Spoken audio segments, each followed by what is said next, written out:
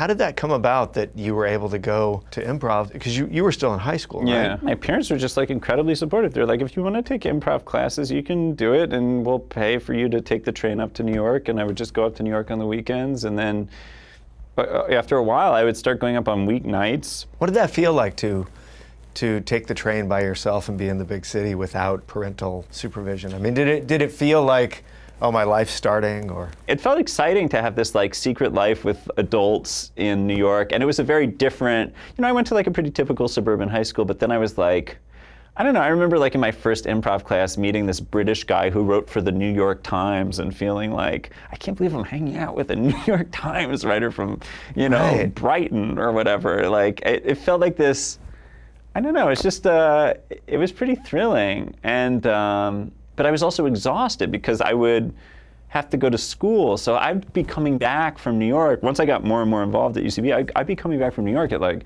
1 in the morning, and then I'd have to wake up for school. So I would drive home from the train station in the winter with all the windows down and the AC blasting and to keep music yourself awake? on, and just screaming like a lunatic, like just so that I didn't like fall asleep and drift into.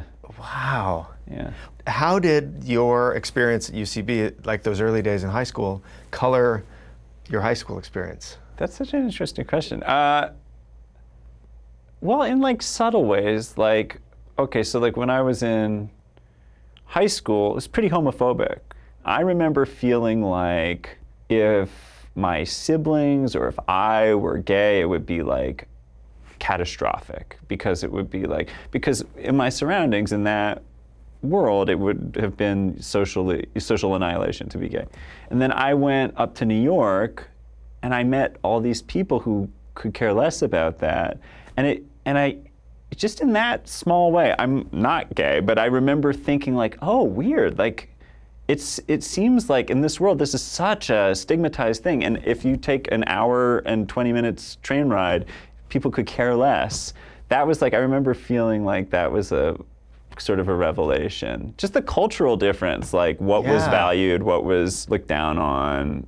It put it in context, and it made high school, I mean, I didn't have a bad experience in high school, but it did make the sort of potential claustrophobia of high school much better, because I was like, oh, there's this wide world out there that is not reflected in my daily experience in high school. Hey folks, thanks for watching. If you like what you just saw, then why not subscribe? Click right here for lots more off camera. And if you want to see the hour-long version of these conversations, I'm going to give you the secret link. Here it is, offcamera.com. Check it out.